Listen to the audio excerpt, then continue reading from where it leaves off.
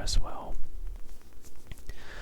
They are facultative intracellular parasite, and then they are also a beta hemolytic. So think about the beta light bulb on top of the tree over here. They're also catalase positive. So let's look for that cat over here. That helps to remember Listeria monocytogenes is catalase positive. And it is also CAMP positive. And then it has a tumbling motility. So think about the ornaments tumbling down the tree as shown over here.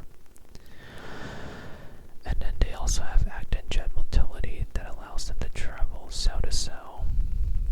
And so think about the jet rocket presence over here.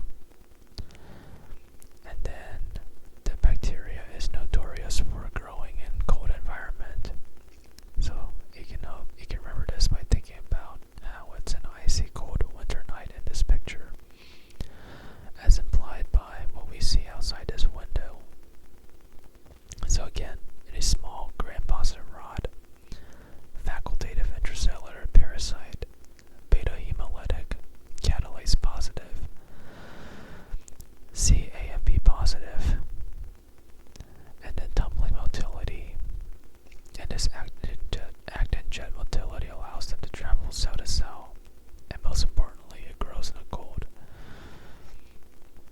And this catalase positive feature makes Listeria monocytogenes similar to Staphylococcus aureus.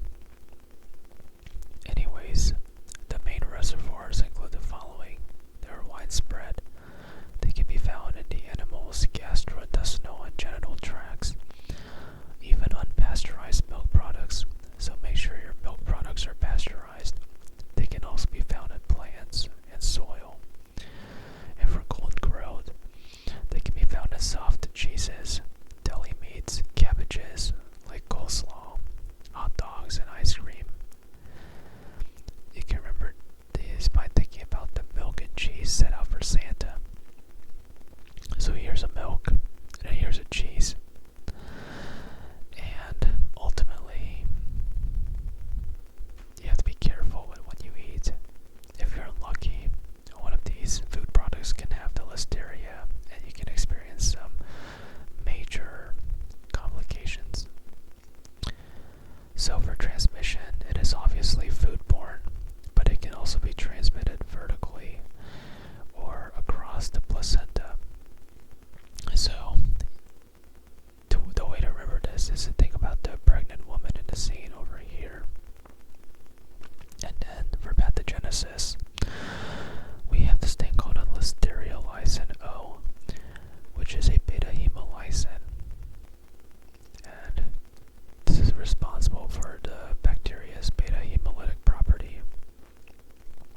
So this Listeria lysin O will facilitate rapid egress from the phagosome into the cytoplasm, thus evading killing when lysosomal contents are dumped into the phagosome.